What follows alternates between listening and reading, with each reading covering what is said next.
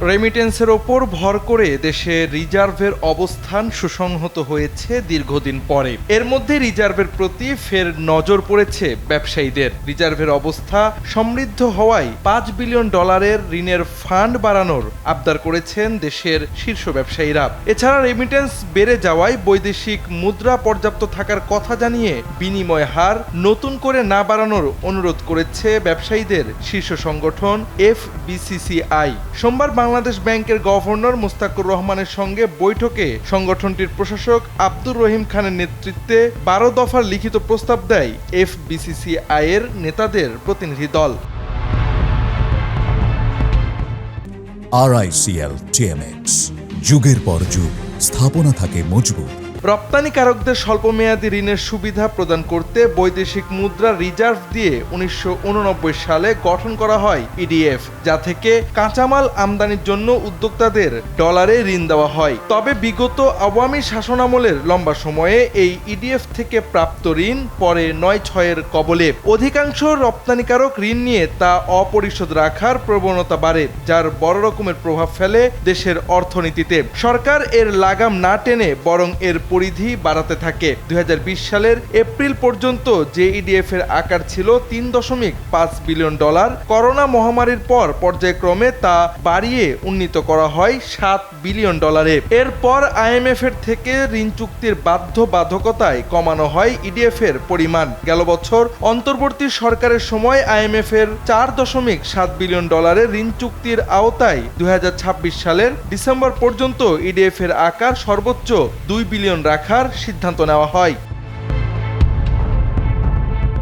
EDF এর সার্বিক ফলাফল ভালো না হওয়ায় বহুদিন থেকেই এর পরিধি কমিয়ে আনা কিংবা বন্ধ করে দেওয়ার পরামর্শ দিচ্ছিলেন বিশ্লেষকরা। সাবেক উপদেষ্টা ও অর্থনীতিবিদ সালেউদ্দিন আহমেদ বলেছিলেন, ভালো উদ্দেশ্যে EDF চালু হয়েছিল, তবে ধীরে ধীরে এটা সহজে ব্যাংক ঋণ পাওয়ার মতো তহবিলে রূপান্তর হয়। প্রভাবশালী ব্যবসায়ী গ্রুপের চাপে এই সুবিধা বাড়ানো হয়। EDF ঋণ নিয়ে পণ্য রপ্তানি হলো কিনা, রপ্তানি আয় দেশে এলো কিনা তা দেখা হয়নি। ফলে EDF এর ঋণ টাকায় রূপান্তর হওয়া, দায় আদায় করতে না পারার মতো পরিস্থিতি তৈরি হয়েছে।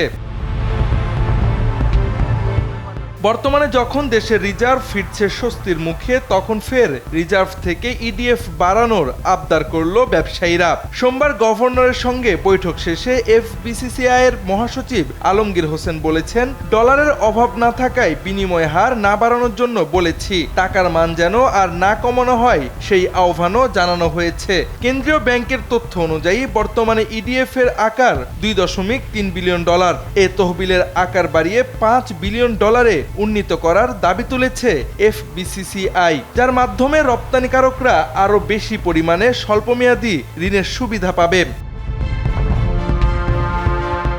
এদিকে অর্থনীতিবিদরা বলছেন, বছরের পর বছর রপ্তানিকারকদের সহায়তা করলেও EDF দেশের রপ্তানি ভিত্তি বহুমুখীকরণে বড় ভূমিকা রাখতে পারেনি। তবে সেন্টার ফর পলিসি ডায়ালগের ডিস্টিংগুইশড ফেলো অধ্যাপক মোস্তাফিজুর রহমান বলেন, ফান্ডটি ভালো কাজ করছিল, তবে রপ্তানি বৈচিত্র্যকরণে এটি কার্যকরভাবে ভূমিকা রাখতে পারেনি। তাই রপ্তানিতে বৈচিত্র্য আনার জন্য ফান্ড ব্যবহারের নতুন চেষ্টা করা জরুরি। $7 বিলিয়ন না হলেও এর কাছাকাছি আকারে নেওয়ার যৌক্তিকতা আছে বলেও মনে করেন তিনি। অর্থাৎ অতীত রেকর্ড ভালো না হলেও EDF এর মাধ্যমে ঋণ প্রাপ্তির বিষয়টির প্রয়োজনীয়তা আছে বলে মনে করছেন কেউ কেউ।